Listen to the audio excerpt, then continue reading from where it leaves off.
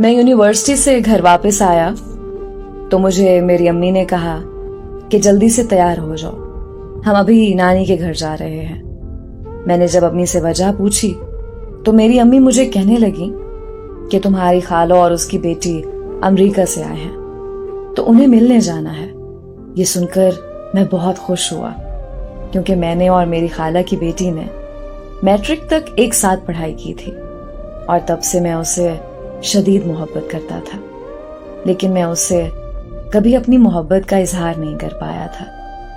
Matric کرنے کے بعد وہ اپنی امی کے ساتھ امریکہ چلی گئی تھی تو میری اس سے کبھی ملاقات یا بات نہیں ہو پائی تھی، اس لیے میں بہت خوش تھا کیونکہ میں اس سے 5 سال بعد ملنے والا تھا۔ میں تیار ہو کر امی کے ساتھ نانی کے ہاں چلا گیا۔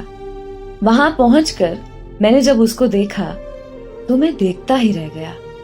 وہ پہلے سے بھی زیادہ پرکشش اور خوبصورت ہو چکی تھی۔ دعا سلام کرنے کے بعد میں کال سننے کے لیے چھت پر گیا تو وہ بھی میرے پیچھے چھت پر آ گئی اور میرا ہاتھ پکڑ کر کہنے لگی، کیا تم مجھ سے شادی کرو گے؟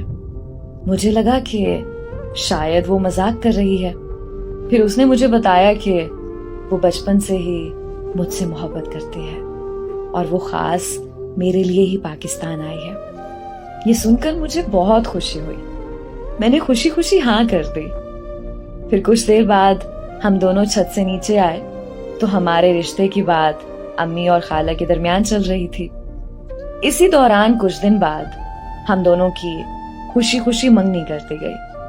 منگنی کے بعد وہ لوگ دوبارہ امریکہ واپس چلے گئے۔ خالہ نے کہا کہ وہ لوگ 1 سال بعد واپس آ کر ہماری شادی کروائیں گے۔ ہم دونوں فون پر دن رات باتیں کرنے لگے۔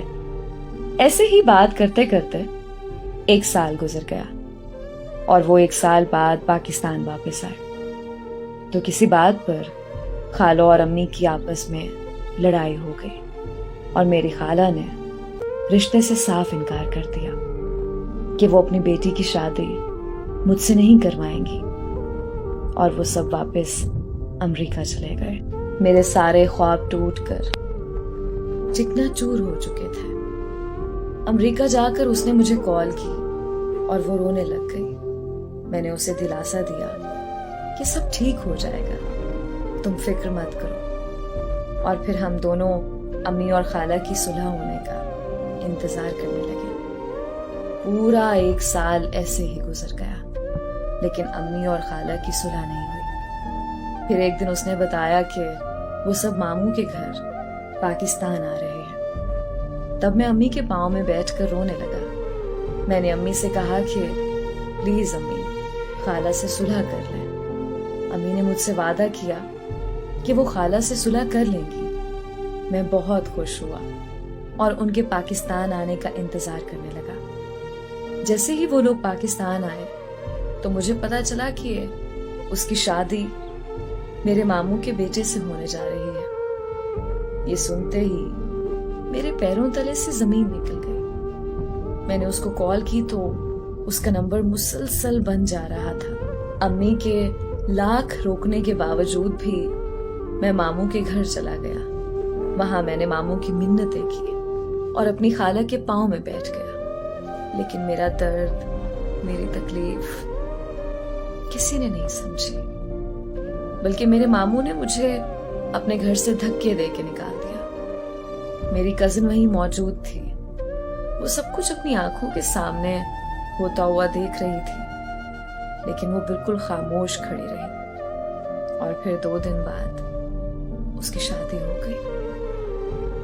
اس کی شادی کو آج 8 سال گزر چکے ہیں، لیکن میں اسے ابھی تک بھول نہیں پایا۔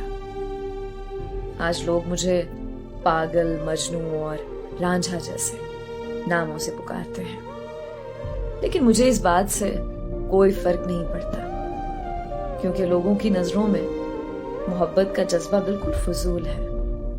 مجھے اس بات سے بھی کوئی فرق نہیں پڑتا کہ وہ مجبور تھی یا بے وفا۔ میرے لیے وہ میری پہلی اور آخری محبت ہے۔ میرے قریب محبت میں قبلہ بدل لینا شرک کے زمرے میں آتا ہے. میں مسلسل اور راہ تلک، میں آخری سانس تک اس کے محبت میں مبتلا رہوں گا.